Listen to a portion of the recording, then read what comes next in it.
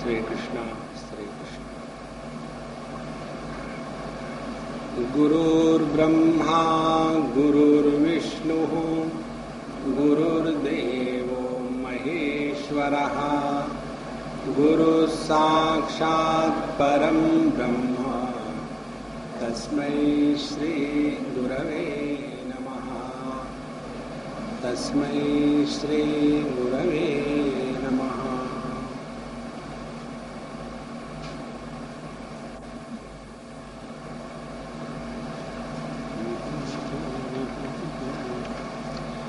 भगवान श्री कृष्ण का अभिषेक हुआ और उस अभिषेक के समय उनका नाम गोविंद रखा गया।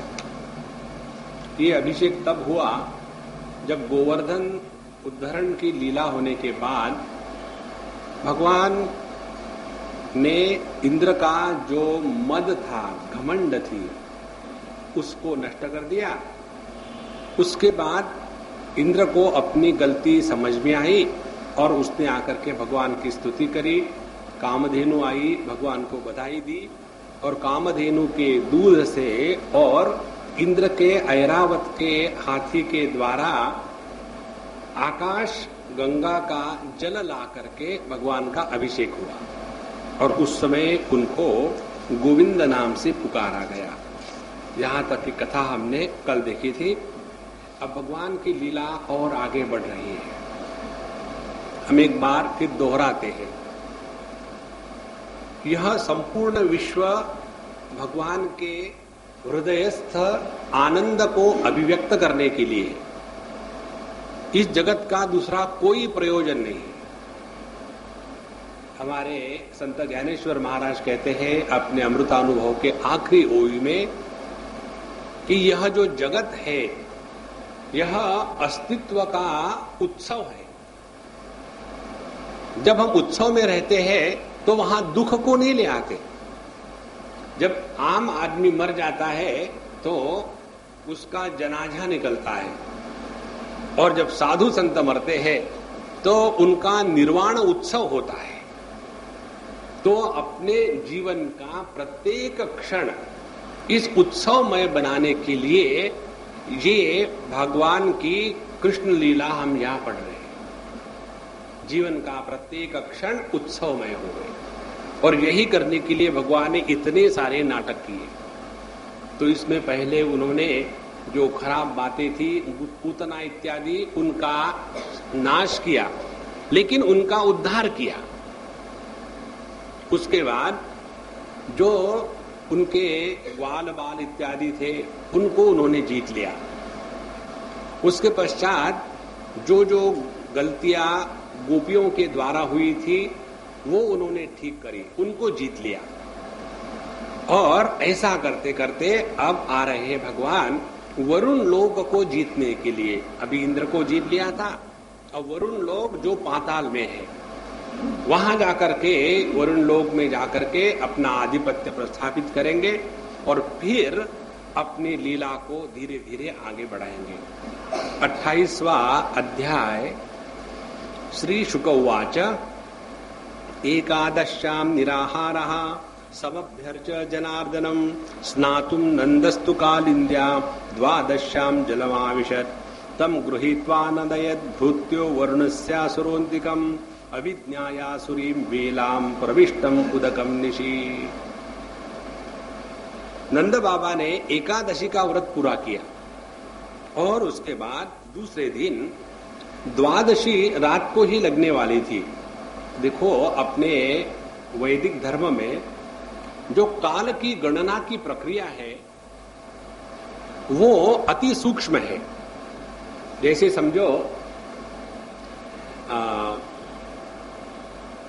एक साल का समय ले लो कि मैं आपके पास अगले साल आऊंगा, तो माने 365 दिन में पता नहीं कब आके टपकेंगे।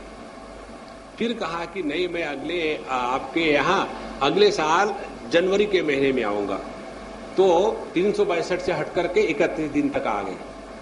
फिर ऐसा कहा कि मैं आपके पास दूसरे हफ्ते में आऊंगा, तो 31 दिन हट करके 7 दिन में आ गए। फिर ऐसे कहा कि सेकंड सैटरडे को आऊंगा, तो 7 दिन हट करके एक दिन आ गया। और उसके बाद कहा कि मैं आपके पास सुबह सुबह आ जाऊंगा। तो सुबह आ जाऊंगा माने 24 घंटे से हट करके 6 घंटे तक आ गए।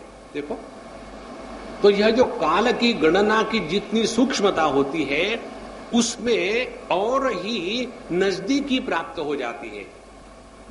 इसीलिए एकादशी का व्रत पूरा होने के बाद जब द्वादशी प्रारंभ हो जाती है, तो हमारे यहाँ तिथियों का गिनना कैसे होता है?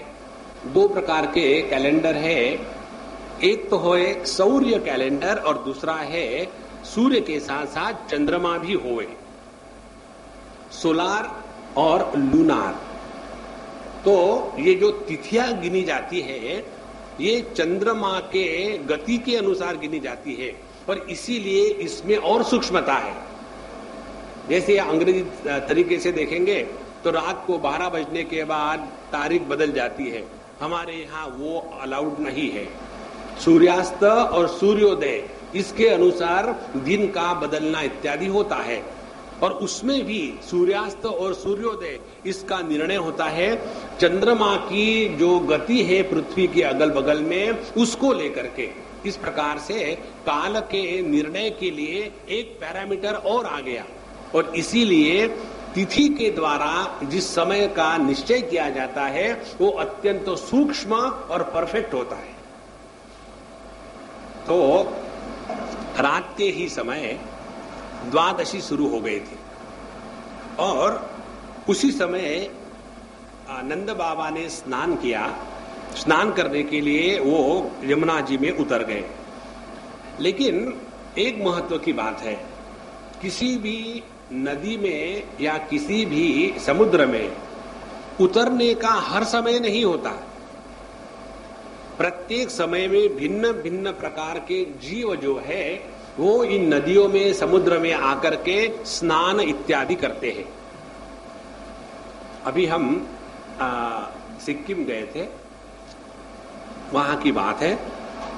वहां एक तालाब है, शायद हमने आपको बताया कि जिस तालाब की चर्चा महाभारत में आती है, जहां ये 5 पांडव गए तो प्यास लगने के कारण पहले भीम गया, वो मर गया। उसके बाद चले गए नकुल, सहदेव, अर्जुन, सभी के सभी जाके मर गए वहां। और बाद में जाके युधिष्ठिर जी गए तो यक्ष ने प्रश्न पूछे, उनके उत्तर दिए, वो सब जिंदा हो गए। तो वो जो तालाब है उसमें अभी भी वहां के लोगों की मान्यता है कि यदि उस तालाब में कूद करके कोई स्नान करे तो वो वापस नहीं आता, और यदि उस तालाब में जाकर के फिशिंग करे तो उसका भी सत्यानाश हो जाता है। तो उनका कहना है कि वो जो तालाब है वो यक्षों का तालाब है, और वहां जाकर के रात के समय में, बिल्कुल सुबह सुबह में, रात को समझो 2:30 बजे, 2:45 बजे, उस समय में सभी के सभी ये यक्षिनियां, योगिनियां आकर के वहां स्नान इत्यादि करके वहां से चली जाती है। कहने का तात्पर्य कि किसी भी समय नदी में, तालाब में जाकर के नहाना ये शास्त्र सम्मति के विरुद्ध है। लेकिन ये बात जब मालूम नहीं हो तो गलती हो ही जाती है। नंद बाबा को ये मालूम नहीं था कि अर्ली मॉर्निंग का जो टाइम था वह ऐसा समय था कि जिस समय पानी में, यमुना जी में असुर लोग प्रवेश करके स्नान इत्यादि करते हैं। तो उसमें जो वरुण के लोग हैं, वे वरुण के जो सेवक थे, उन्होंने नंद बाबा को पकड़ लिया और अपने स्वामी के पास ले गए, वरुण महाराज के पास। देखो, ये हमारे समय में आकर के इसने यहाँ स्नान किया है, इसलिए हम पकड़ के आए। अब इसको समझना हो तो अपने बम्बई का उदाहरण ले लो, जल्दी समझ में आएगा। एक ही शादी के हॉल में 4 शादियां होती दिन में। पहली शादी का समय है 9 से 12 बजे तक। यदि 12:01 हो गया तो दूसरे शादी वाले आएंगे और धक्का मार के हटा देंगे, क्योंकि उतने ही समय में 4 शादियां करनी है। तो हर एक का अपना अपना समय बटा हुआ है। इसी प्रकार से जो समय असुरों के लिए था, उस समय नंद बाबा ने जाकर के स्नान किया तो उनको पकड़ के वरुण के पास ले गए। अच्छा, जब ऐसा हुआ तो सभी गोप गोपियां सब रोने धोने लगे कि हे कृष्णा, अब क्या करें, आपके पिताजी तो ले गए बलराम जी, अब हमको आपका ही भरोसा है। रोने धोने लग गए और कहने लगे कुछ तो भी करो और उनको ले आओ। तो भगवान ने तुरंत जाकर के व्रजवासियों का जब रोना पीटना सुना तो वो वरुण जी के पास चले गए और वहां जाकर के जब वरुण जी ने भगवान को देखा तो एकदम प्रसन्न हो गए। प्रसन्न होकर के बड़े खुशी के साथ उन्होंने भगवान की पूजा अर्चना करी और भगवान के साथ वार्तालाप शुरू कर दिया। वरुण उवाच अद्य मे निभृतो देहः अद्यैवार्थोऽधिगत प्रभो त्वत्पादाम्भोजो भगवन् अवापु पारमध्वनः। हे भगवान, ये मेरा जो वरुण देह है इसको धारण करना आज मेरे लिए सफल हो गया है।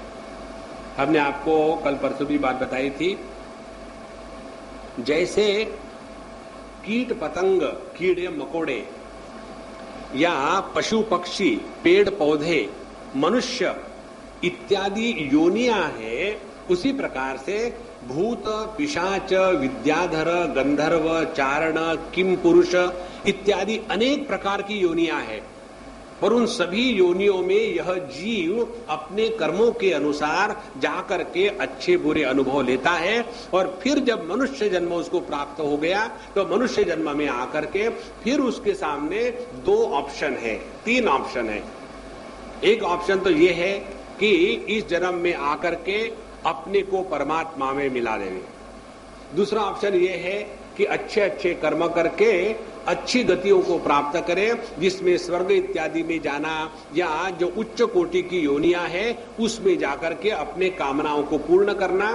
तो सकाम भावना से जीवन को जीना शास्त्र के अनुसार। और तीसरा ऑप्शन यह है कि हमने शास्त्र विधि का उल्लंघन किया है और पशुतुल्य जीवन जगने लगे तो उसके कारण फिर अधपतन होकर के तिर्यक योनि में प्रवेश करें। तो ये जो भिन्न प्रकार की योनियां हैं, इन सभी योनियों में वही जीव भटकता रहता है। आपने सभी ने कठोपनिषद पढ़ा है, मुझे मालूम है। और कठोपनिषद में यमराज अपने विद्यार्थी नचिकेत को कहते हैं कि हे नचिकेत, तुम्हारे जैसा वैराग्य यदि मुझ में होता तो मैं ये यमराज के पद को कभी ग्रहण नहीं करता।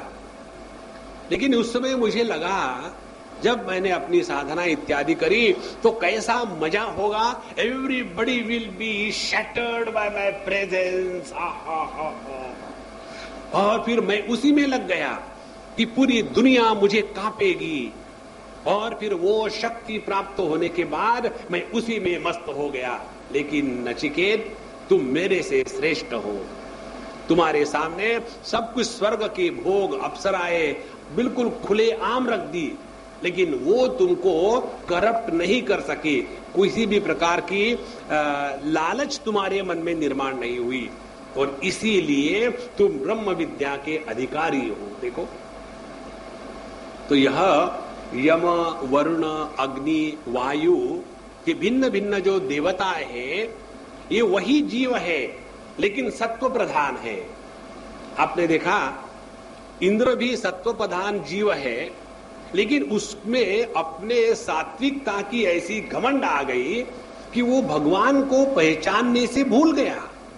देखो, आदमी जब एक उच्च स्थिति पे पहुंच जाता है तो उसके आंखों पर अपने शक्ति का पर्दा आ जाता है और उसी के कारण व्यक्ति फिर सामने आए हुए परमात्मा का तिरस्कार कर देता है। तो ये हो गई वरुण इंद्र की बात। अब वरुण जी की बात क्या है? वरुण जी ने भगवान को तुरंत पहचान लिया। तो अद्य मे निभृतो देहा अद्यैवार्थो अधिगत प्रभो। हे भगवान, आज मेरा ये जीवन सफल हो गया है। मनुष्य के जीवन की सफलता केवल एक ही बात में है, अपने हृदय में परमात्मा की अनुभूति होवे और आंखों के सामने आने वाले प्रत्येक दृश्य में परमात्मा का दर्शन होवे। जब प्रत्यक्षता में और अपरोक्षता में किसी भी प्रकार का भेद नहीं रहता, तब जाकर के परमात्मा की प्राप्ति की परिपूर्णता है। नहीं तो हम जैसे वेदांत के व्यतिरेक की प्रक्रिया की बात करते हैं कि हम अन्नमय कोश नहीं, प्राणमय कोश नहीं, मनोमय कोश नहीं, विज्ञानमय कोश नहीं, आनंदमय कोश नहीं, मैं तो बाबा आत्मा हूं। लेकिन बाकी की पब्लिक जो है ना, समझती नहीं। अब मेरे सामने यही समस्या है, क्या लोगों को कैसे समझाए? देखो, यह जो प्रक्रिया है, ये एक केवल थोड़ी सीढ़ी मात्र है, यही परिपूर्णता नहीं है। इसीलिए परमात्मा की प्राप्ति की परिभाषा भगवान 10वें अध्याय में देते हैं भगवद गीता के। उसमें कहते हैं, एताम विभूतिम योगम च मम यो वेत्ति तत्वतः सहा अविकंपेन योगेन युज्यते नात्र संशयः। जो व्यक्ति आत्म रूप से परमात्मा की पहचान करता है और विभूति रूप से भगवान का दर्शन करता है, वही अविकंप योग में निष्ठा प्राप्त करता है। अविकंप योग का तात्पर्य है फिर उसके जीवन में संदेह का वातावरण नहीं, निशंक होकर के इस जगत में विवरण करता है। तो अपने जीवन का परम पुरुषार्थ यही है। बाकी सब बातें एकदम गौण है। आज तक कितने बार हम पैदा हुए, कितने बार मरे, बहुनि में व्यतीतानि जन्मानि तव चार्जुन ना तान अहम वेत्ति सर्वाणि। मैं उन सबको जानता हूं। अब देखो, हम लोग बचपन से आज तक कितने बार खाना खाए हैं, कोई गिनती है? और पूरा जीवन उसी में लगा देना है, कुछ और है कि नहीं जीवन में। इसी प्रकार से कितने बार हमने जन्म लिए हैं, कितने बार शादियां करी है, कितने बार भोग किए हैं, कितने बार रोग हुए हैं, कितने बार पैसे कमाए हैं, कितने बार पैसे लूट गए हैं। ये तो अनंत काल से अनंत समय तक हमने केवल यही किया है। और ये करने के बाद भी यदि हमारा मन इसमें उबता नहीं, तो हमने भगवान को हरा दिया।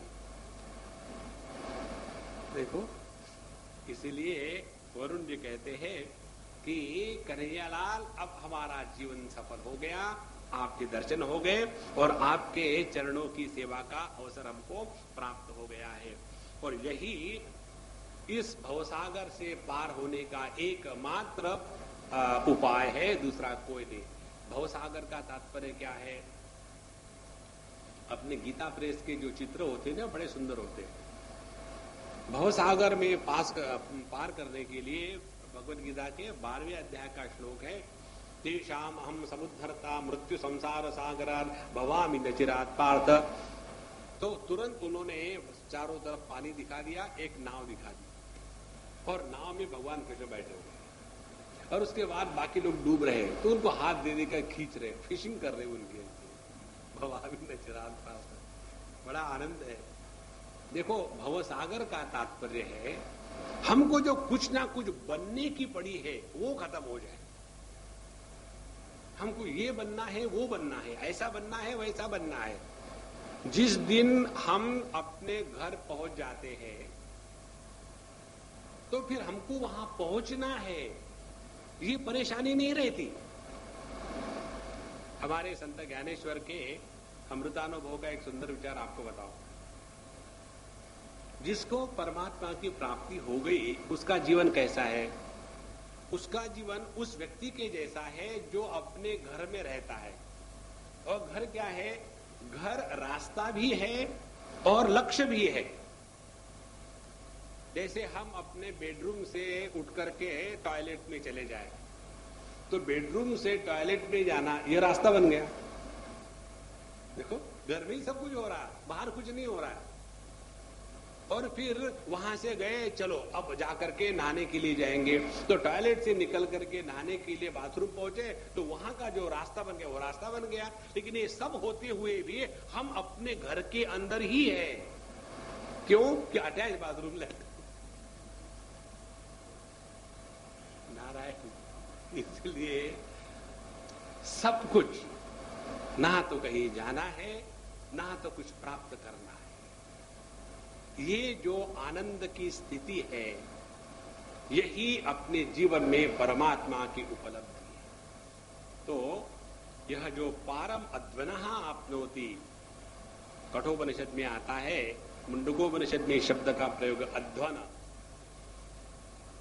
उसके बाद कहते हैं नमस्तुभ्यं भगवते ब्रह्मणे परमात्मने न यत्र श्रूयते माया लोक सृष्टि विकल्पना अजानता मामकेन मूढ़ेना कार्यवेदिना आनीतोयम तव पिता तद्भवान क्षन्तुमर्हति। कहते हैं नमस्तुभ्यं भगवते, भगवान को 3 प्रकार से संबोधित किया जाता है। जो भक्ति मार्ग का अनुसरण करने वाले हैं वो उनको भगवान कहते हैं। उसके बाद जो वेदांत के ज्ञान का विचार करने वाले हैं तो उसी भगवान को ब्रह्मन कहते हैं। और जो योग मार्ग का अनुसरण करने वाले हैं वो उसी परमात्मा, उसी भगवान को, उसी ब्रह्म को परमात्मा कहते हैं। देखो 3 शब्द है, भक्ति की प्रधानता से भगवान, ज्ञान की प्रधानता से ब्रह्मन और योग की प्रधानता से परमात्मा। यही बात यहां कहते हैं नमस्तुभ्यं भगवते ब्रह्मणे परमात्मने न यत्र श्रूयते माया, जहां माया का कहीं संस्पर्श भी नहीं है और किसी भी प्रकार के सृष्टि का, स्थिति लय का चक्कर नहीं है। ऐसा हमने शास्त्रों में सुना है, ऐसे आपको हम नमस्कार करते हैं। और अजानता मामके न मूढ़े ने अकार्य वेदना, मेरा जो नौकर है, जो सेवक है, वो अनजान है, उसने समझा नहीं कि वो किसको पकड़ के ला रहा है, पर इसीलिए गलती के द्वारा इसने आपके पिता को पकड़ के ले आया है, इसीलिए मैं क्षमा मांगता हूं। देखो रामायण में भी ऐसा ही विचार आता है। एक बड़ी महत्व की बात है, जब कोई बात अच्छी हो जाती है ना तो उसका क्रेडिट लेने के लिए हम तैयार हैं, लेकिन जब कोई बात बिगड़ जाती है तो उसके लिए बदनाम करने के लिए दूसरों को पकड़ना चाहते हैं। जैसे घरों में, जिनके घरों में खाना बनाने वाले पंडित होते हैं, बड़े ज्ञानी लोग खाना भी पंडित ही बनाते हैं। तो जब खाना अच्छा बना तो हाँ स्वामी जी कभी कभी बन जाता है आपके आने के कारण, आपकी कृपा के कारण, और आपके आने के कारण खाना अच्छा बना। और कुछ कहो कि ये बड़ा दाल जल गई है, स्वामी जी नौकर लोग जो है ना बिल्कुल मन लगा के काम नहीं करते। देखो यहाँ क्या कहते हैं, मेरे नौकरों के द्वारा गलती हुई है इसीलिए मैं क्षमा मांगता हूं। रामायण में भी भगवान रामचंद्र जी यही बात कहते हैं कि यदि मेरे नौकर के कारण कुछ गलतियां हुई है तो उसकी जो पनिशमेंट है वो नौकर को नहीं, वो मालिक को देनी चाहिए।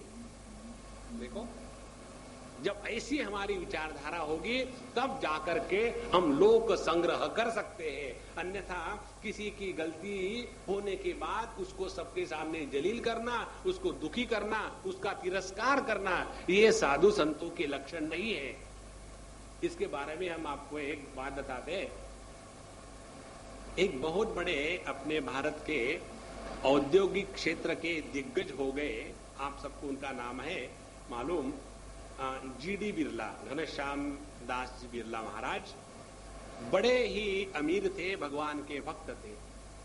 एक बार उनको पूछा गया कि आप इतना सारा अपना एम्पायर चलाते हो इंडस्ट्री का, तो किस प्रकार से चलाते हो? आपको लोग अच्छे कहां से मिल जाते हैं? सबको नहीं मिलते, आपको कैसे मिलते? तो उन्होंने बताया, बोले जब ये लड़के कॉलेज में होते हैं, पढ़ते हैं, तो मैं चक्कर मार करके उनको देखते रहता हूं, कौन लड़का कैसा है, किस क्वालिटी का है, और उसके बाद मैं उसी को वहां से पकड़ के लाता हूं पढ़ाई होने के बाद, और उसके सामने पूरी की पूरी जिम्मेदारी और टोटल फ्रीडम दोनों उसको दे देता हूं, और नया प्रोजेक्ट शुरू कर दो। और वो व्यक्ति, लड़का, जवान, अपने हृदय में उमंग है, नई चीज निर्माण करने की क्षमता है और सिर्फ उसको चाहिए स्वातंत्र्य, वो स्वातंत्र्य में उसको दे देता हूं। और उसके बाद वो लड़का दिन रात लग करके उस प्रोग्राम को, प्रोजेक्ट को ऊपर बढ़ाता है। लेकिन आगे उन्होंने कहा, यदि कहीं कोई लड़का फेल हो जाता है तो मैं उसको कभी बदनाम नहीं करता। बदनामी मैं अपने को देता हूं कि मेरी जो पहचान थी वो गलत थी, उस लड़के में कोई गलती नहीं है। देखो, किसी को बदनाम करना, इसके लिए अकल की जरूरत नहीं, पहले अपने आप को सुधारे। तो यहां वरुण जी कहते हैं कि मेरे सेवक ने अज्ञानवश मूर्खता के कारण आपके पिताजी को पकड़ के ले आए हैं, इसीलिए मैं क्षमा मांगता हूं, आप उसके अपराध को क्षमा कर दीजिए। और ममाप्यनुग्रहम कृष्ण कर्तुमर्हस्य शेषद्रु गोविंद नीयतामीश पिता ते पितृवत्सल। इसीलिए भगवान, हे गोविंद, मैं आप जानता हूं कि आप अपने पिताजी से कितना प्रेम करते हैं, इसलिए आपके पिता है, आप इन्हें ले जाइए और आप सभी के अंतर्यामी साक्षी है। हे विश्व मोहन श्री कृष्ण, आप मुझ दास पर अब कृपा करिए। देखो, भगवान की कृपा, इसका तात्पर्य क्या है? जिसको हम भगवान की कृपा कहते हैं, वो हमारे हृदय में जब अवतरित हो जाती है तो भगवान के प्रति श्रद्धा और बढ़ जाती है। जिसके कारण श्रद्धा में वृद्धि होती है वह भगवान की कृपा। और श्रद्धा की आवश्यकता उसको होती है जो अज्ञान शिरोमणि है। हमको क्या मालूम भगवान क्या है, हमको क्या मालूम शास्त्र क्या है, हमको क्या मालूम साधु संत क्या है, हमको क्या मालूम कि साधना कैसी करनी है, और लेकिन इसी मार्ग पर चलना है तो हम हर एक को जो पकड़ते हैं, भगवान को पकड़ते हैं, साधु संतों को पकड़ते हैं, शास्त्र को पकड़ते हैं, तो उस समय आधार क्या है? उस समय आधार है केवल श्रद्धा की शक्ति। इसीलिए श्रद्धा का वर्णन करते समय विवेक चूड़ामणि में भगवान शंकराचार्य कहते हैं, शास्त्रस्य गुरुवाक्यस्य सत्य बुद्ध्यावधारणा सा श्रद्धा कथिता सद्भिः यया वस्तु उपलभ्यते। परमात्मा की प्राप्ति श्रद्धा के द्वारा होती है, बुद्धि के द्वारा नहीं होती। देखो, श्रद्धावान लभते ज्ञानम तत्परः संयतेन्द्रियः। तो अपने जीवन का प्रारंभ होता है हृदय में श्रद्धा का उदय होने से, और जिसके हृदय में श्रद्धा जागृत हो गई वह व्यक्ति भगवान की कृपा को प्राप्त कर रहा है। इसके बाद सुखदेव जी महाराज कहते हैं कि एवं प्रसादितः कृष्ण भगवानीश्वरेश्वरः आदायागात् स्वपितरम बंधूनां च वहन्मुदम्। इस प्रकार भगवान श्री कृष्ण ने, जो सभी ईश्वरों के ईश्वर है, लोकपाल वरुण ने भगवान को इस प्रकार से प्रसन्न किया और फिर नंद जी को लेकर के व्रज में चले आए, और सभी जितने भी व्रज के लोग थे, भाई बंधु, बड़े खुश हो गए। और नंद जी ने वहां देखा था वरुण लोक में किस प्रकार से वरुण और सभी के सभी मेरा जो पुत्र है, ध्यान रखना, इस समय भगवान की उम्र 10 साल की भी नहीं थी। अपने दिमाग में ऐसे हम लोगों को निकालना होगा, जब भगवान ने गोपियों के साथ रास किया है तो वो बिल्कुल भगवान दड़ियल मुच्छड़। देखो, मुझे एक बार किसी ने प्रश्न पूछा था,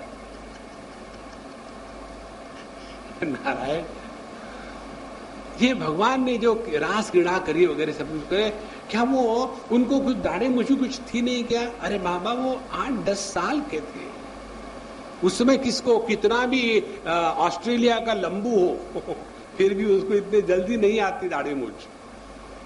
तो भगवान की इस दिव्यता को, ऐश्वर्य को देख करके नंद बाबा बड़े खुश हो गए और उनको बड़ा आश्चर्य हुआ। और जब वो व्रज भूमि में वापस आए तो सबको बताने लगे, मालूम है श्री कृष्ण, जब मैं वहां गया था तो कन्हैया मुझे लेने के लिए आया और क्या उनकी वहां तारीफ होने लगी और क्या उनका आदर सत्कार होने लग गया। और वरुण तो ऐसे डर करके घबरा करके सामने आकर के गिड़गिड़ा करके कन्हैया के चरणों पर ऐसे पड़े मानो अपना कन्हैया साक्षात भगवान है। देखो, और उनको इतनी खुशी। तो ये सब जब बातें सुनी वरुण लोक में जाकर के भगवान के ऐश्वर्य को जानने की, तो सभी के सभी जितने भी ग्वाल बाला गोप गोपियां थी उनके मन में विचार आया, अपन को मिल सकता है क्या चांस? उनके मन में ये चक्कर नहीं है कि क्या मैं भगवान के उस विभूति का ऐश्वर्य का दर्शन करने का अधिकारी हूं। ध्यान से सुनना महाराज, अधिकार से भगवान का दर्शन नहीं होता, अनुग्रह से होता है। इसीलिए भक्ति मार्ग में अधिकार निर्णय नहीं है। आप वेदांत में चले जाओ तो वहां कहेंगे विवेक, वैराग्य, क्षमादि, षटक संपत्ति, मुमुक्षुत्वम चेति। जब तक के ये चार बातें नहीं होगी साधन चतुष्टय, तब तक के वेदांत श्रवण का अधिकारी नहीं है। तो जब अनधिकार हम वेदांत का श्रवण करते हैं तो केवल लेक्चर झाड़ने लग जाते हैं और फिर लोग भागने लग जाते हैं फायर ब्रिगेड के जैसे। उसी प्रकार से कर्म के क्षेत्र में आ जाओ। कर्म के क्षेत्र में आने के बाद वहां भी अधिकार का इतना निर्णय है, यदि हम वैश्य नहीं होंगे तो वैश्य स्तोम नहीं कर सकते, यदि हम क्षत्रिय नहीं होंगे तो अश्वमेध यज्ञ नहीं कर सकते। तो कर्म के क्षेत्र में भी अधिकार का बहुत भयानक वर्णन आता है। योग मार्ग में प्रवेश करो तो किसी को अस्थमा हो गया है, वो अस्थमा के द्वारा वो काहे का करेगा प्राणायाम? वो कहेगा प्राण निकल गए अस्थमा के कारण, अब मैं नहीं कर सकता प्राणायाम। किसी को बताओ कि देखो एकदम वहां वो पद्मासन लगा करके, वो जो बंध लगा करके, मूल बंध लगा करके एकदम मेडिटेशन के लिए बैठो, वो कहेगा मेरे पैर ऐसे है कि एक बार मुड़ गए तो सीधे नहीं होते। हर जगह में अधिकार का चक्कर है, लेकिन हमारे भगवान के भक्ति में गोपों ने ये विचार नहीं किया कि क्या हमको अधिकार है। जहां व्यक्ति अपने अधिकार की बात करता है वहां उसका अहंकार एकदम चोटी पर पहुंच चुका है। This is my right to get it. पति पत्नी के रिश्ते में जब अधिकार की बात आती है तो समझ लेना उस रिश्ते में अब दरार पड़ गई है। जहां पिता पुत्र के रिश्ते में जब अधिकार की बात आती है तो वहां भी दरार खड़ी हो गई है। अधिकार क्या है? जहां समर्पण है वहां किसी भी प्रकार के अधिकार की चर्चा नहीं है। तो हमारे सभी गोपों ने अपने मन में विचार किया कि ये भगवान इतनी बढ़िया बढ़िया बातें नंद जी को दिखा के लाए, क्या अपने को नहीं दिखाएंगे? और भगवान श्री कृष्ण तो सर्वदर्शी है। परीक्षित जी को कहते हैं कि इति स्वानाम स भगवान विज्ञाय अखिल दृक् स्वयं संकल्प सिद्धये तेषाम कृपया अचिंतयत, कृपया एतत् अचिंतयत। तो भगवान सर्वदर्शी है, उन्होंने सब कुछ जान लिया, उनसे कुछ नहीं छिपता। तो उन्होंने अपने आत्मीय लोगों की अभिलाषा पूर्ण करने के लिए सिद्ध संकल्प किया और इस प्रकार से सोचने लगे। अब भगवान अपने भक्तों की वो स्थिति को लेकर के अपने मन में सोचने लगे। कहते हैं जनो वै लोक एतस्मिन् अविद्या काम कर्मभिः उच्चावचासु गतिषु न वेद स्वाम गतिं भ्रमम् इति संचिन्त्य भगवान् महाकारुणिको हरिः दर्शयामास लोकं स्वं गोपानां तमसः परम्। जीवों की गति इस जगत में, इस संसार में 3 कारणों से होती है। अविद्या, काम, कर्म। इसको वेदांत शास्त्र में कहते हैं हृदय ग्रंथि। हृदय ग्रंथि का तात्पर्य है हमने अपने स्वरूप को नहीं पहचाना। स्वरूप को नहीं पहचानने के कारण अपने आप को परिच्छिन्न स्वीकार किया, और अपने आप को परिच्छिन्न स्वीकार करने के कारण मन में इच्छाओं का तूफान उठाया, और मन में इच्छाओं का तूफान उठने के कारण कर्म में हम लग गए। तो जो अविद्या, स्वरूप का अज्ञान, और काम, मन में अनेक प्रकार के कामनाओं का तूफान, और कर्म, कामना पूर्ति के लिए कर्म करना, ये 3 बातें जब तक जीवन में बनी हुई है तब तक के इस सापेक्षता के संसार से हमको मुक्ति नहीं मिल सकती। देखो, तो इसमें मूल क्या है? मूल यही है, हमने अपने आप को नहीं पहचाना। अपने आप को क्यों नहीं पहचाना? क्योंकि हमने अपने आप को परिच्छिन्नता के साथ जोड़ के रखा है। मैं देह हूं, मैं कर्तृत्वाभिमानी हूं, मैं भोक्तृत्वाभिमानी हूं, मैं ये करूंगा, मैं वो करूंगा, मैं यज्ञ करूंगा, मैं दान करूंगा। आजकल प्रेमपुरी आश्रम में हमारा 16वां अध्याय चल रहा है। वहां दैवी संपत्ति कल पूरी हो गई, अब आसुरी संपत्ति शुरू हो रही है। बड़ा मजा आता है। ऐसा करेंगे, वैसा करेंगे, यूं करेंगे, वो करेंगे। 2 मिनट में मालूम नहीं अगले बार क्या होने वाला है। यह जो आसुरी संपत्ति हृदय में जागृत हो जाती है तो व्यक्ति इस जगत में कुछ प्राप्त करना चाहता है, और जब दैवी संपत्ति जागृत हो जाती है तो जगत से उपराम होकर के परमात्मा के प्रति समर्पित हो जाता है। और जो परमात्मा के प्रति समर्पित हो गया है वो भगवान की दुनिया को सुधारने का प्रयत्न नहीं करता, भगवान की दुनिया की सेवा करने में अपने भाग्य को निहारता है। देखो महाराज, इसीलिए भगवान ने सोचा जनो वै लोक एतस्मिन् अविद्या काम कर्म भी। ये सभी के सभी जो जीव है, लोग है, अविद्या काम कर्म के कारण उच्चावचासु गतिषु, जो उच्च गति है और नीच गति है उसमें हमेशा भटकते रहते हैं।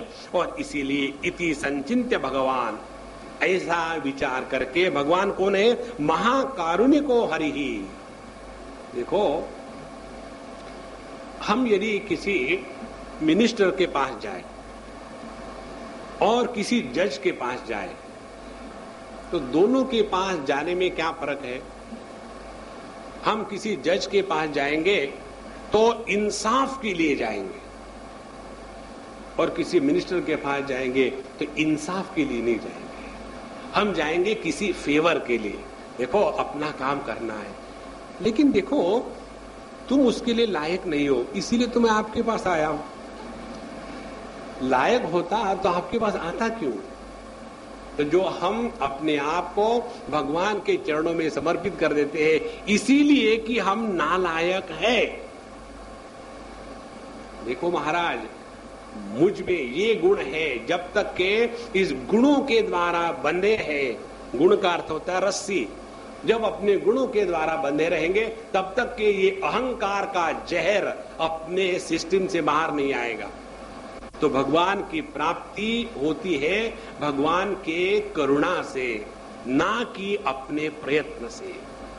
उपनिषद में आता है यमय वेश वृणुते तेन लभ्यः तस्यैष आत्मा विवृणुते तनुम स्वाम। जब भगवान स्वयं चाहते हैं अब इसको हम दर्शन देना चाहेंगे, तब भगवान स्वयं होकर के उसको दर्शन देते हैं। और फिर भगवान को पूछने वाला कोई नहीं हो सकता, इसने तो इतने पाप करे, उसको आपने क्यों दर्शन दिए, और मैं इतना पुण्य कर रहा हूं, मुझे क्यों नहीं दिए? Who are you to ask? एक बार एक संत के साथ हम थे, वृंदावन की बात है, और हम बैठे थे खाना खा रहे थे। उसी समय एक दूसरे सज्जन आ गए। जैसे वो सज्जन आ गए तो संत ने कहा, अरे नहीं, उनको बुलाओ, पहले उनको बुलाओ। उनको बुलाया, उनको बगल में रखा, बैठाया वगैरह, खूब खिलाया पिलाया, और फिर हम लोग अब बाहर आ गए। फिर सत्संग शुरू हो गया। सत्संग में आने के बाद एक सज्जन देख रहे थे, उन्होंने कहा कि महाराज, स्वामी जी महाराज, हमको एक बात समझ में नहीं आई, आप तो कभी ऐसा नहीं करते। जब वो सज्जन आ गए तो आपने तुरंत उठ करके उनको बुला करके अपने साथ में बैठाया और खाना खिलाया, ऐसा क्यों किया? तो महाराज ने कहा, मेरी मर्जी। देखो, जो सर्व स्वतंत्र है उसको किसी प्रकार के कार्य कारण के मीमांसा में अपने आप को बंधन में नहीं रखना है। इसी को कहते हैं भगवान की करुणा। भगवान की करुणा कार्य कारण के परे होती है। कार्य कारण में नियम आते हैं, जहां नियम है वहां प्रेम नहीं होता। प्रेम में कोई नियम नहीं है। अनिर्वचनीय प्रेम स्वरूपम। जितना ये अपने हृदय में प्रेम जागृत होगा, देखेंगे आप, जीवन एकदम बदल जाता है। तो भगवान ने अत्यंत करुणा के साथ दर्शयामास लोकम स्वम गोपानाम तमसहा परम। तो सभी गोपों को अपना वह धाम दिखाया जो अंधकार अज्ञान के परे है। और कैसा दिखाया? अब यहां जो भगवान के द्वारा दर्शन कराने की प्रक्रिया है वो बताते हैं। सत्यम ज्ञानम अनंतम यद ब्रह्म ज्योतिष सनातनम यद्धि पश्यन्ति मुनयः गुणापाये समाहिताः।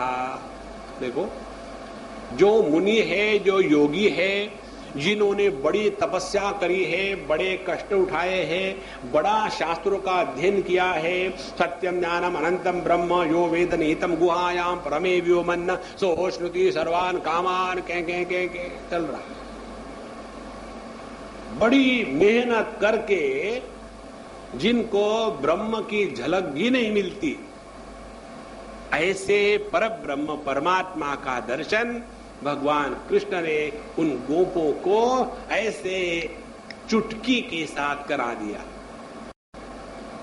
इसीलिए अपने जीवन की साधना में सर्वश्रेष्ठ महत्व दिया जाए भगवान के प्रति समर्पण। इसीलिए भगवान 9वें अध्याय में साधना बताते हैं, यद करोषि यदश्नासी यद जुहोसी ददासी यद। क्या करो ये नहीं बताया, जो कर रहे हो, जो दे रहे हो, जो खा रहे हो, वो सब का सब मुझे दे दो। उसमें द्रव्य की शुद्धि अपने आप हो जाएगी, क्रिया की शुद्धि अपने आप हो जाएगी। जो वस्तु और जो क्रिया परमात्मा को अर्पण हो गई, उसी को कहते हैं ब्रह्मार्पण योग। ब्रह्मार्पणम ब्रह्म हविः ब्रह्माग्नौ ब्रह्मणाहुतम ब्रह्मैव तेन गंतव्यम ब्रह्म कर्म समाधिना। यही जो ब्रह्म कर्म समाधि का योग भगवान ने 4थे अध्याय में बताया, वही हमारे सभी गोप बंधुओं को भगवान ने चुटकी के साथ अपने उस पर ब्रह्म रूप का दर्शन कराया। इसको कहेंगे ब्रह्म ज्ञान। सत्यम ज्ञानम अनंतम यद ब्रह्म ज्योतिष सनातनम यद ही पश्यन्ति मुनयः गुणापाये समाहिताः ते तु ब्रह्महृदम नीता मग्ना कृष्णेन चोद्धृताः ददृशु ब्रह्मणो लोकम यत्रा क्रोरोध्यघात पुरा। तो यह परब्रह्म का दर्शन भगवान ने कैसे दिखाया इन गोपों को? तो जलाशय में जहां अक्रूर जी को भी दर्शन कराएंगे आगे जाकर के भगवान, ये पहले कहानी बता चुके हैं पहले स्कंद में। तो जहां अक्रूर जी को भगवान ने परमात्मा का दर्शन किया था, कराया था, वही ब्रह्मरथ में जाकर के भगवान उनको ले गए और वहां जैसे उन्होंने डुबकी लगाई, वहां उन्होंने परब्रह्म का दर्शन कर लिया। अब ध्यान से सुनना। पहले हम लोग प्रकृति में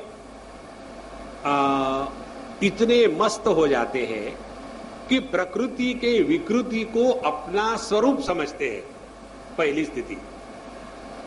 और जब ये प्रकृति की विकृति से हम अपने को अलग करने का प्रारंभ कर देते हैं, तब हमने अपने आप को जीव भाव में ले आए।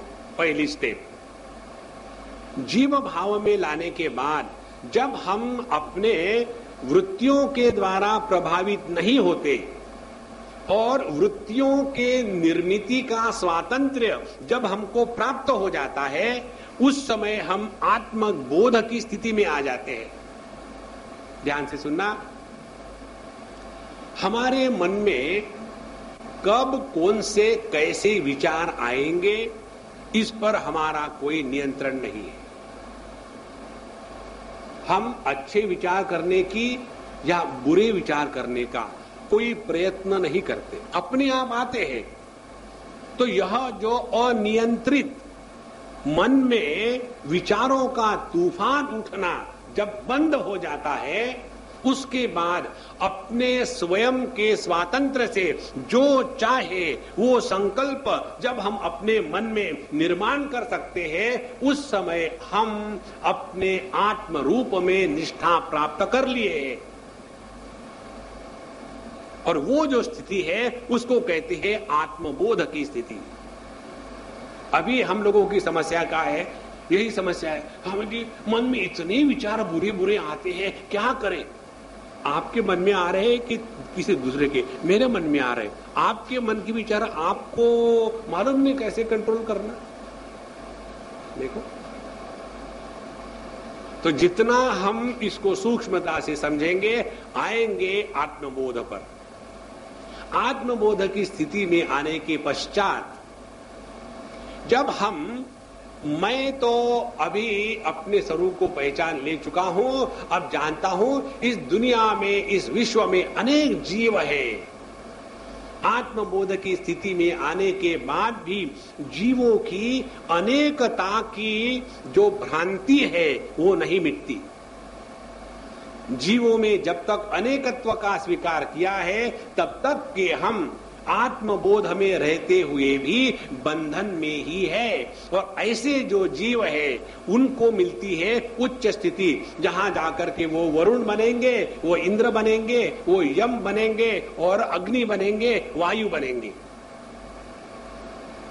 और जब हम इस आत्मबोध के स्थिति से ऊपर उठ करके जब हम ब्रह्मबोध में, माने ब्रह्मात्मैक्य बोध की स्थिति में जब पहुंच जाते हैं, तो उस समय मैं अच्छा सत्वगुणी प्रधान जीव और बाकी के तुच्छ जीव, ये जो अनेकता की भ्रांति है, जीवों की अनेकता का अंत जहां हो जाता है, उसको कहते हैं ब्रह्मात्मैक्य बोध। तो यह ब्रह्मात्मैक्य बोध की स्थिति भगवान श्री कृष्ण ने उन गोपों को ऐसे चुटकी के साथ करा दी। हमको तो समझ में नहीं आ गया, उनको मिल गया। हाँ जी,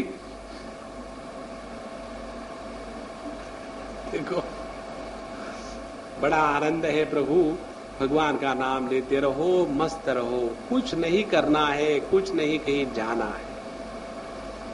हमको ये प्राप्ति नहीं होने का एक ही कारण है, हम बड़े टेंस होकर के, अच्छा इसके बाद relax, give up, let go. देखो धीरे धीरे धीरे जैसे प्रभु की इच्छा होगी सब अपने आप होगा। होना क्या है, जब सब होना बंद हो जाता है तभी सब कुछ हो गया, समझ लेना। अच्छा महाराज, तो उन्होंने इस प्रकार से ब्रह्म हृदय में सबको दर्शन प्रवेश करा दिया और अपने परम धाम का दर्शन किया। उसके बाद कहते हैं, नंदादयस्तु तम दृष्ट्वा परमानंद निर्वृताः कृष्णम तत्र छंदोभि स्थूयमानम सुविस्मिताः। जब इस प्रकार से उनको ब्रह्मात्मैक्य बोध हो गया तो सभी के सभी जितने गोप थे, नंद इत्यादि, उन्होंने भगवान की बड़ी स्तुति करी और देखा कि जितने भी शास्त्र वेद है वही भगवान की स्तुति में ही लगे हुए हैं। तो इस सब का तात्पर्य क्या निकला? तात्पर्य ये निकला कि उन गोपों को ये बात समझ में आई कि सभी शास्त्रों का तात्पर्य परमात्मा के गुणगान करने में है। चाहे वेद रहे, चाहे रामायण रहे, चाहे महाभारत रहे, चाहे उपनिषद रहे, चाहे पुराण रहे, इन सभी का तात्पर्य केवल भगवान के गुणगान करने में है। जिसका मन भगवान के गुणगान में लग जाएगा उसके हृदय में दुनिया प्रवेश नहीं करेगी, और जिसके हृदय में दुनिया का प्रवेश बंद हो गया वही ब्रह्म कमल खिल गया है, और वही अपने जीवन में परमात्मा की उपलब्धि है। और ये ऐसी उपलब्धि है कि जिसमें द्वैत का आनंद आते हुए भी अद्वैत की हानि नहीं होती। हमारे संत ज्ञानेश्वर की बात वो कहते हैं, यदि अद्वैत की इन्वेस्टमेंट इंटैक्ट रहे और द्वैत के डिविडेंड्स मिले तो क्या नुकसान है? देखो, जिस भक्ति में अद्वैत निष्ठा बनी है और द्वैत का आनंद आ रहा है, वही परमात्मा के अनुभूति की चरम अवस्था है। इसको समझना हो तो अपने जीवन में हम लोग जब टाइम होता है, क्या हमेशा ही टाइम है, दर्पण के सामने जाके खड़े होते हैं, और खड़े होने के बाद ये एंगल, वो एंगल, ऊपर का एंगल, नीचे का एंगल, कितनी भी उम्र हो जाए, और एंगुलर अपना दर्शन करते हैं। और उस समय में दर्शन हो रहा है द्वैत का, लेकिन अनुभूति है अद्वैत की। देख रहे हैं आंखों को दर्पण में, लेकिन ज्ञान हो रहा है, आहा मेरी आंखें कितनी माशा अल्लाह है। माशा अल्लाह माने उसके ऊपर माशा मक्खियां बैठी हुई है। देखो, तो ये जो हम दर्पण में अपना दर्शन करते हैं, उसमें द्वैत के आनंद में अद्वैत की हानि नहीं होती। ये है भक्ति की पराकाष्ठा। यह भगवान श्री कृष्ण ने सभी गोपों को बड़ा प्यार से दिया। इसके बाद अब शुरू हो गई भगवान की रास लीला 29वें अध्याय से। तो अभी तक भगवान ने क्या किया? तैयारी करी। तैयारी करने में ही बहुत ज्यादा समय लगता है। हम लोग जब किसी के यहां जाते खाने के लिए, तो उस दिन वो अम्मा लेक्चर को नहीं आती, क्योंकि एक आध दिन तो खाना बनाना ही चाहिए। तो उस दिन इतनी तैयारी होगी कि ये करना है, वो करना है, ऐसा बनाना है, वैसा बनाना है, और इतना दिन भर बेचारे परेशान होते हैं। कोई सज्जन हमारे लिए खाना कमरे में ले आते तो मुझे उन पर इतना तरस आता है, दुख होता है कि क्यों ये लोग परेशान होकर के इतना दौड़ भाग के धूप में आते। स्वामी जी, आपको पता नहीं उसमें क्या आनंद है, भगवान जाने क्या आनंद है। तो इतनी सारी तैयारी करेंगे, आने के बाद हम खाने के बैठेंगे, 2 मिनट में खत्म। स्वामी जी कैसा रहा था? हाँ, खाना बड़ा अच्छा था। माने जितनी समय तैयारी करने के लिए लगी थी और जितना उस रस का आनंद लेने के लिए समय लगा था, इसकी कोई तुलना तक नहीं है। तो पहले अध्याय से लेकर के पहला स्कंद, द्वितीय स्कंद, तृतीय स्कंद, 9 स्कंद हो गए। 10वें स्कंध में आने के बाद भगवान ने किस प्रकार से अपने अगल बगल तैयारी शुरू कर दी, और ये तैयारी करते करते करते करते अब भगवान पहुंच गए। हाँ, अब खाने के लिए तैयार हो जाओ। जब तक के हमने अपने हृदय का निर्माण नहीं किया है, तब तक के भगवान की रास लीला समझ में नहीं आएगी। तो अभी तक जो हुआ है भागवत में, पूरे के पूरे 9 स्कंद और 10वें स्कंद के 28 अध्याय, ये केवल तैयारी का मामला था।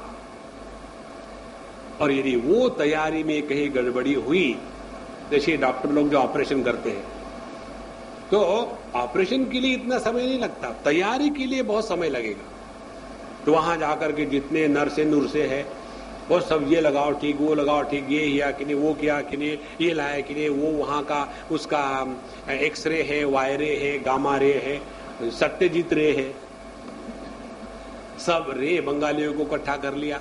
उसके बाद देखा और 2 मिनट पे चीर फाड़ कर लिया, अंदर से गंदगी निकाल ली, स्टिच करके चला हो गया, निकालो तो सजा। तो रस जो आता है ना, पूरी तैयारी के बाद आता है। तो भगवान ने यहां पिछले इतने सारे अध्यायों के द्वारा हमारा हृदय निर्माण किया है। देखो,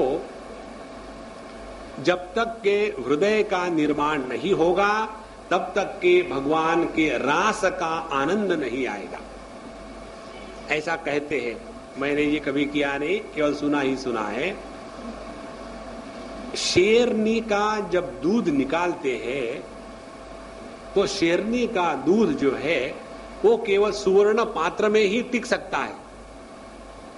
यदि सुवर्ण पात्र के स्थान पर यदि कोई दूसरा पात्र रखो तो शेरनी के दूध से दूसरा पात्र भंग हो जाता है। उसी प्रकार से भगवान की ये जो रास लीला है, ये उसी पात्र में रस निर्माण करेगी जिस पात्र में वो क्षमता है। और ये क्षमता निर्माण करने का काम भी भगवान ने स्वयं किया है। यदि हमने उनके साथ कोऑपरेशन किया हो तो, जैसे डॉक्टर तो ऑपरेशन करेगा, लेकिन यदि वो जो पेशेंट है वो कोऑपरेट नहीं करेगा तो, उसी प्रकार से भगवान ने अपने तरफ से सब कुछ कर लिया है। अब बात है हमको इस रास लीला का रस आएगा कि नहीं आएगा। जिनको रास लीला का रस नहीं आएगा उनको मेंटल एसिडिटी हो गई है, और जिनको एसिडिटी होती है उनको कड़वे डकार आते हैं।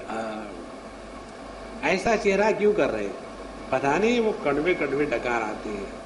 अब देखो, पेट के कड़वे डकारों से चेहरा ऐसा हो जाता है जिसके मन में घृणा है, द्वेष है, फ्रस्ट्रेशन है, गुस्सा है, उसको कहाँ मजा आएगा। तो हम लोगों ने अब अपने हृदय का निर्माण किया है। इस निर्मित हृदय को वसुदेव कहते हैं, और ऐसे वसुदेव के घर में जो अवतरित होता है उसको कहते हैं वासुदेव। विष्णु पुराण में परिभाषा आती है, वसुदेव शुद्ध अंतःकरण को कहते हैं, और इसी शुद्ध अंतःकरण में जिसका अवतरण होता है उसको वासुदेव कहते हैं। और देवकी है श्रद्धा और वसुदेव है शुद्ध अंतःकरण। तो शुद्ध अंतःकरण में श्रद्धा के साथ जब भगवान का आह्वान किया जाता है, उसमें जो जीवन में रस आता है उस रस को कहते हैं रास लीला। तो अब हम 29वें अध्याय में प्रवेश करेंगे। श्री शुकोवाच भगवानपि तारात्रिः शरदोत्फुल्ल मल्लिकाः वीक्षरन्तुं मनश्चक्रे योगमायामुपाश्रितः। अब शरद ऋतु आ गई है, आजकल चल रही है हम लोगों की शरद ऋतु। कल परसों जब हम आ रहे थे प्रेमपुरी से तो चंद्रमा को देखा, आकाश में लटक रहा था बेचारा अकेला। हमको बड़ा आनंद आया। तो हमने हमारे श्याम से कहा कि चलो भाई 2 मिनट जाकर के समुद्र के किनारे बैठेंगे, बड़ा आनंद। शरद पूर्णिमा की रात हो और कन्हैया का स्मरण हो, समुद्र का किनारा हो, आहा आनंद ही आनंद। तो भगवान शरद ऋतु की समय की लीला बता रहे हैं कि उस समय चारों तरफ बड़े सुगंधित पुष्प थे। आज हमको जो माला पहनाई ये अपने महात्मा जी ने, ऐसा सुगंध है उसमें, बड़ा मजा आया। किंतु कई बार ऐसी माला होती है कि 1.5 घंटे ढोने के बाद कमर दुखती है। कुछ दिन के बाद मैंने उसको निकालना शुरू कर दिया कि बहुत हो गया, अब मैं हार गया हूं। इसको माला को हार कहते हैं। तो बाबा जी को जो हार पहनाने का प्रक्रिया है ना, यही है कि बाबा जी हारे कि नहीं, तो हार जाओ तो भी ठीक है। जो बाबा जी जीतता है वो दुखी रहता है, जो हारता है वो सुखी रहता है। अच्छा महाराज, तो चारों तरफ बड़ी बड़ी सुगंध चल रही थी, फूलों की बेला चमेली सुगंधित फूल खिल करके हंस रहे थे, महक रहे थे। और जिस रात्रि का संकेत भगवान ने चिरहरण के समय सभी उन कात्यायनी व्रत करने वाले गोपियों को दिया था, मानो वो सभी की सभी रात्रियां इकट्ठा होकर के कॉन्सेंट्रेट हो गई और इस शरद पूर्णिमा की रात्रि को इकट्ठी होकर के अब वो आनंद लुटाने के लिए तैयार हो गई। और उसके बाद भगवान ने देखा कि चारों तरफ आनंद है और दिव्यता है, और गोपियां तो यही चाहती थी। इसीलिए भगवान ने अपने योग माया के साथ उस शक्ति को जागृत करके इस रसमयी रास क्रीड़ा को करने का संकल्प किया। जब भगवान स्वयं संकल्प करके इस रास क्रीड़ा का आयोजन करेंगे तो उसमें किसी प्रकार की कमी नहीं होगी। मनुष्य के द्वारा संकल्पित किसी भी प्रकार के उत्सव में कोई ना कोई कमी रह ही जाती है, लेकिन भगवान के द्वारा संकल्पित जो भी है कर्म, उसमें परिपूर्णता और रस होगा।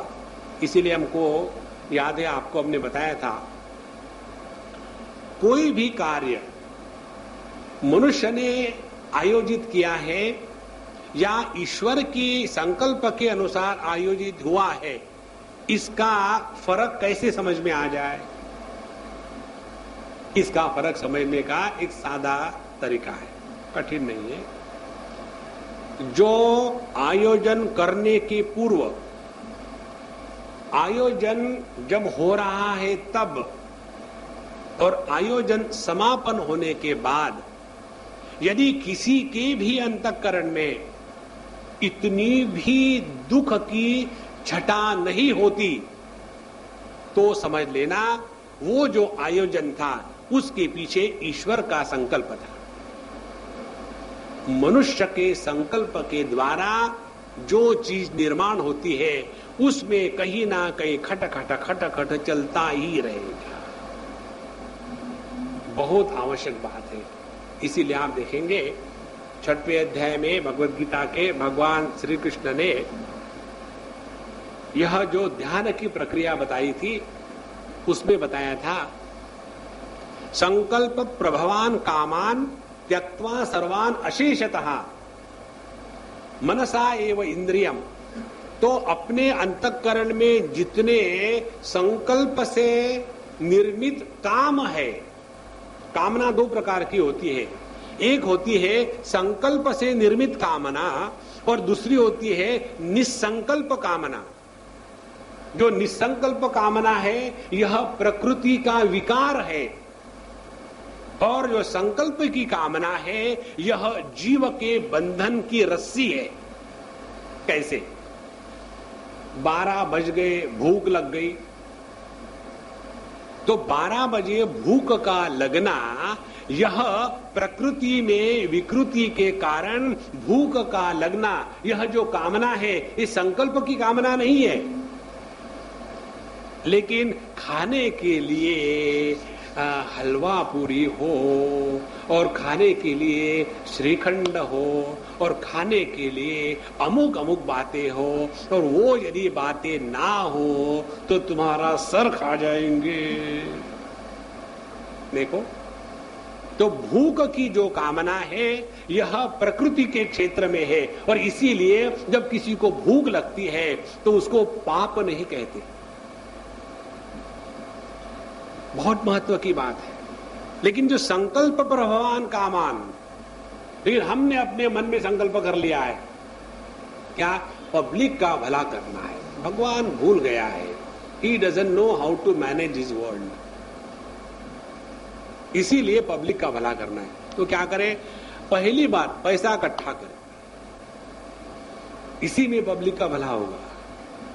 देखो बाबा, अपने हृदय से इन सभी संकल्पों को हटा डाले।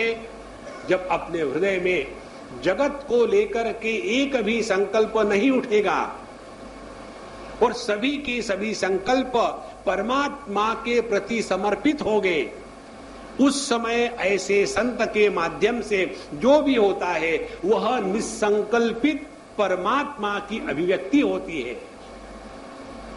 और ऐसे ही साधु संतों ने इस जगत को धारण करके रखा है।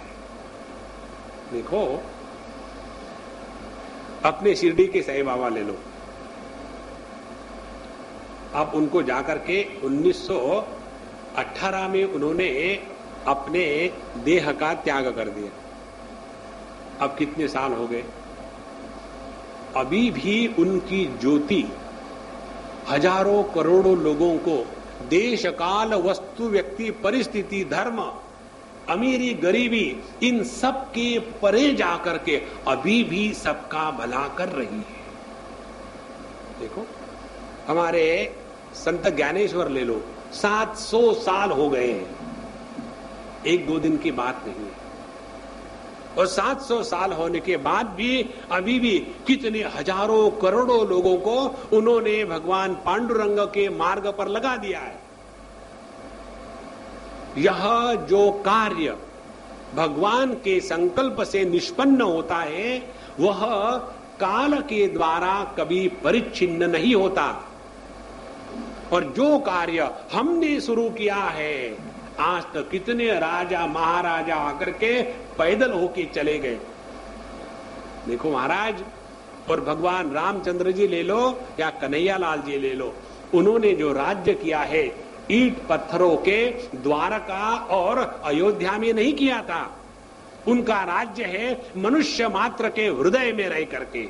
जब तक के मनुष्य का हृदय धड़कता रहेगा तब तक के भगवान कृष्ण और भगवान रामचंद्र जी इस पृथ्वी तल पर राज्य करते रहेंगे। ये बड़ी महत्व की बात है।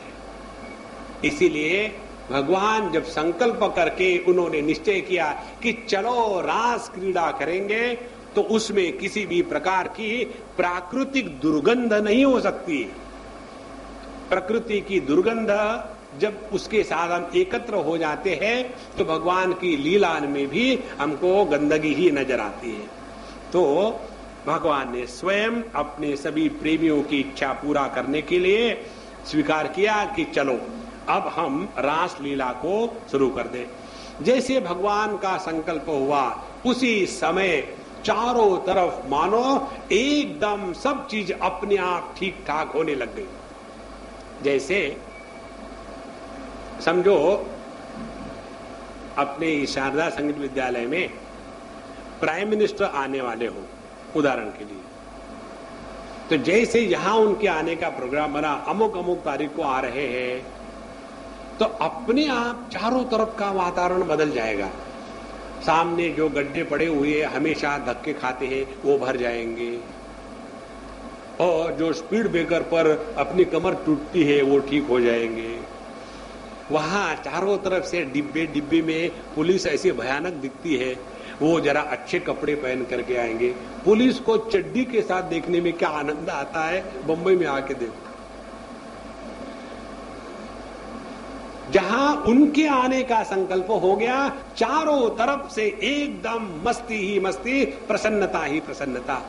इसी प्रकार से भगवान के संकल्प ने रास क्रीड़ा के संकल्प में क्या हुआ, कहते हैं उसी समय भगवान का संकल्प हुआ तो चंद्रदेव ने प्राची दिशा के मुखमंडल पर अपने शीतल किरण रूपी कर कमलों से लालिमा की रोली केशर मल दी, जैसे बहुत दिनों के बाद अपनी प्राणप्रिया पत्नी के पास आकर उसके प्रियतम पति ने उसे आनंदित करने के लिए ऐसा किया हो।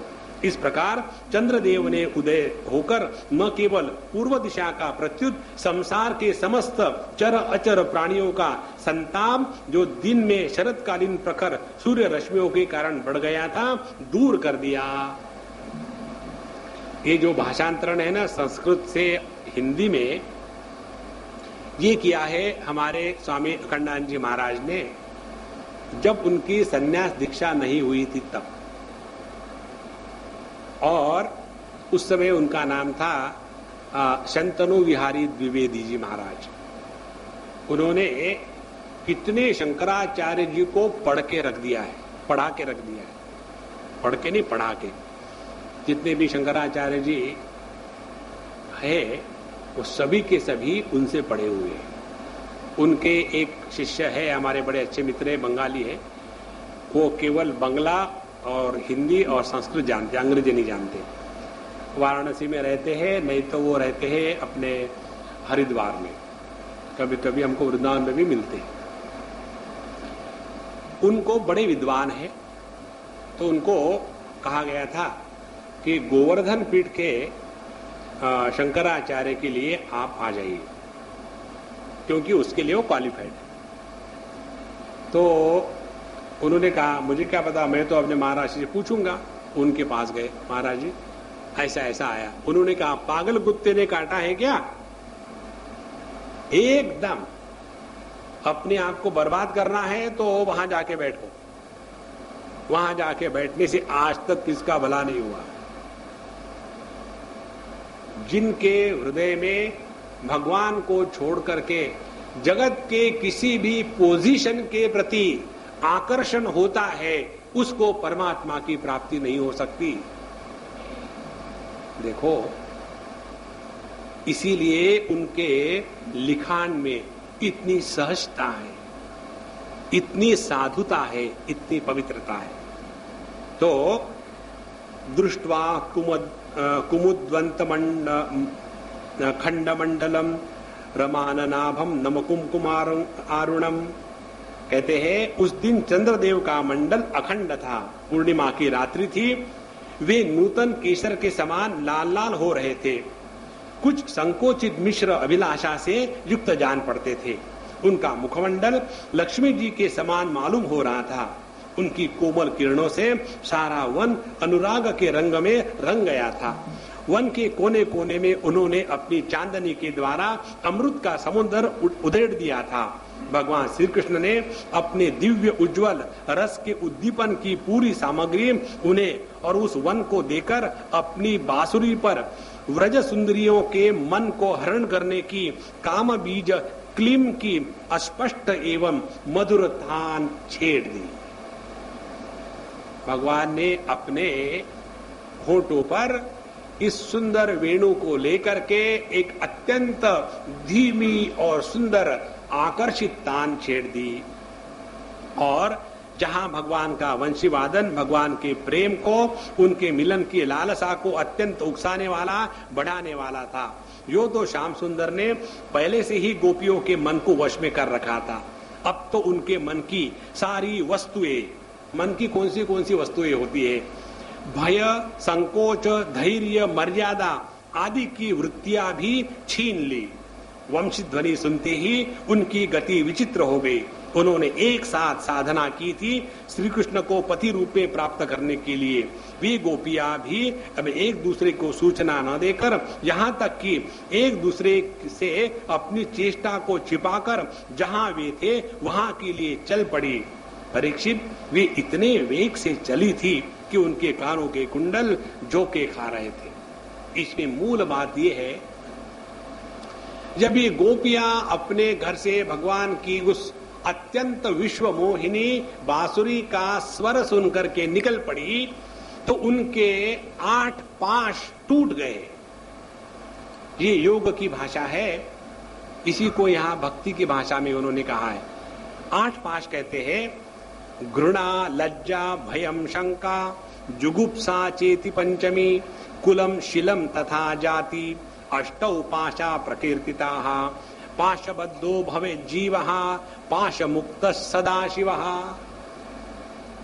8 पाश है जिसके द्वारा हम अपने जीव भाव को बनाए रखते हैं। जब तक कि ये 8 पाश रहेंगे, जीव भाव का जो कोश है वो नष्ट नहीं होगा। हम लोग जो वेदांत पढ़ने वाले हैं ना, उनको मूल रूप से पंचकोश की ही बात बताते हैं। अन्नमय कोश, प्राणमय कोश, मनोमय कोश, एक है जीवमय कोश। जब तक के अपने जीव भाव का तिरस्कार नहीं होगा, तब तक के चाहे हम मनुष्य देह में रह करके मनुष्य देह के साथ तादात्म्य करें या गधे के देह में प्रवेश करके गधे के देह के साथ तादात्म्य करे, यह जो जीव भाव है वो ज्यों का त्यों बना है, उसमें कोई फर्क नहीं पड़ा।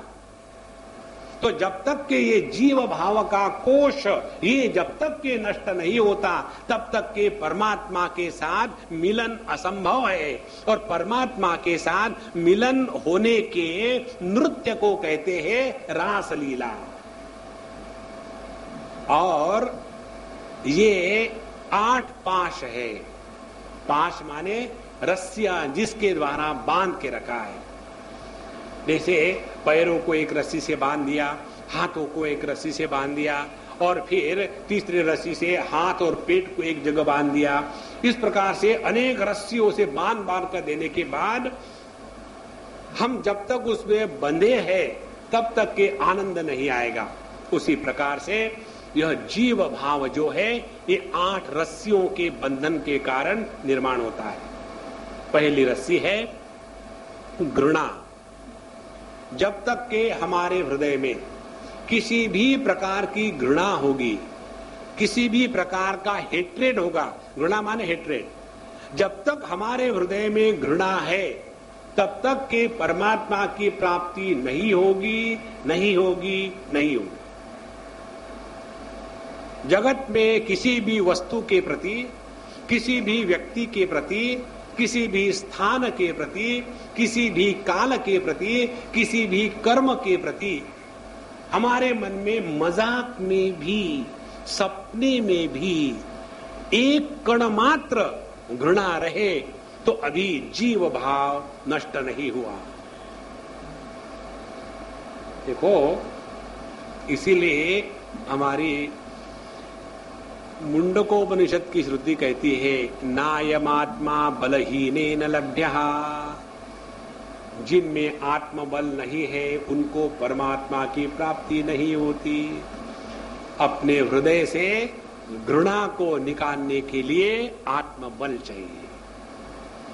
चाहे किसी ने हमारा कितना भी बुरा किया हो, चाहे हमको कोई कितना भी परेशान कर रहा हो, हमारे मन में किसी के भी प्रति घृणा ना होवे। घृणा तभी आती है जब हमने किसी को अपने से अलग माना है तब। इसीलिए पहला पाश घृणा। दूसरा है लज्जा। जब तक के हमारे मन में लज्जा है तब तक के हम खुलते रहे। जैसे मां अपने बच्चे को स्तनपान कराती है, और यदि उस स्तनपान कराते समय उस मां के मन में लज्जा या संकोच आ जाए और वो वस्त्र को ना उठाए तो वो बच्चे को दूध नहीं पिला सकती। एकत्व की अनुभूति में लज्जा का तिरस्कार होना अत्यंत आवश्यक है। इसीलिए दूसरा जो पाश है वह है लज्जा का पाश।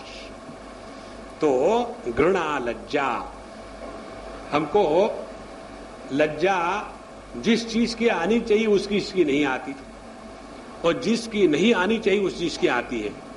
जैसे आदमी को जब गुस्सा आ जाता है ना, तो सबके सामने चिढ़ करके ये तोड़ना, वो तोड़ना, हूं करना।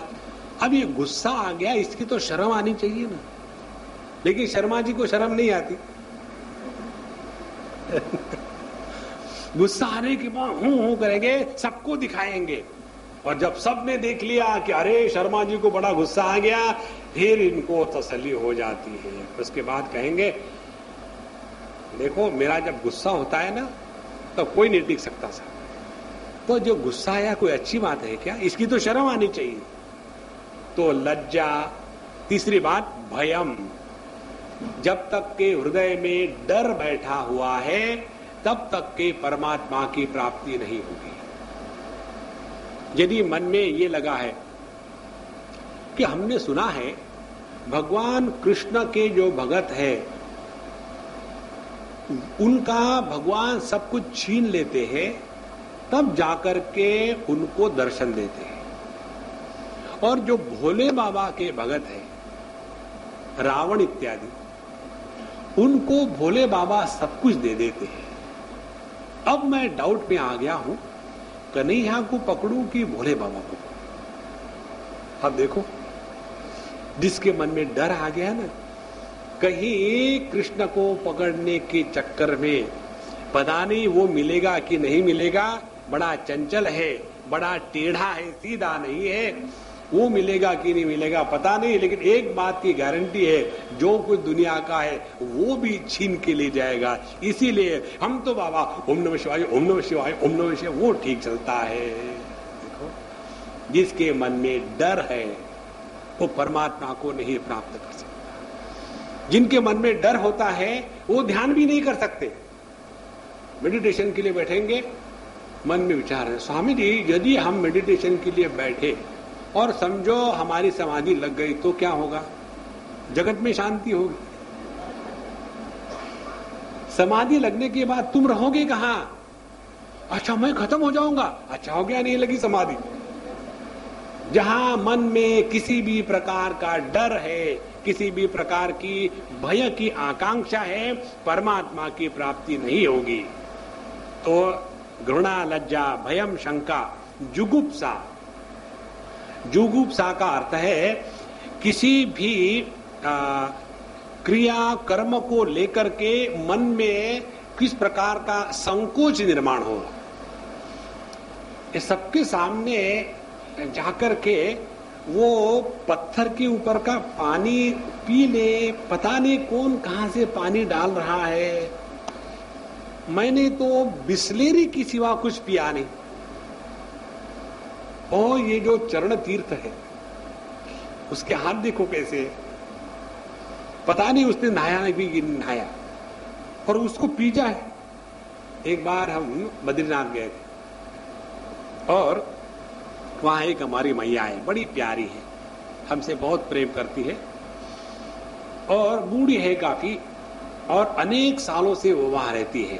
भगवान कृष्ण की अप्रतिम असीम भक्त है और रोज सुबह जब भगवान के बद्रीनाथ के पट खुलते हैं तो पहला दर्शन वो करती है, और फिर भगवान के सामने ये पूरा भागवत जो है ना उनको कंठस्थ है, अरे राम। और भगवान के सामने आकर के 1-2 अध्याय का पाठ करती है। तो उनके पास हम एक बार गए, सब हमारे साथ 10-12 लोग थे।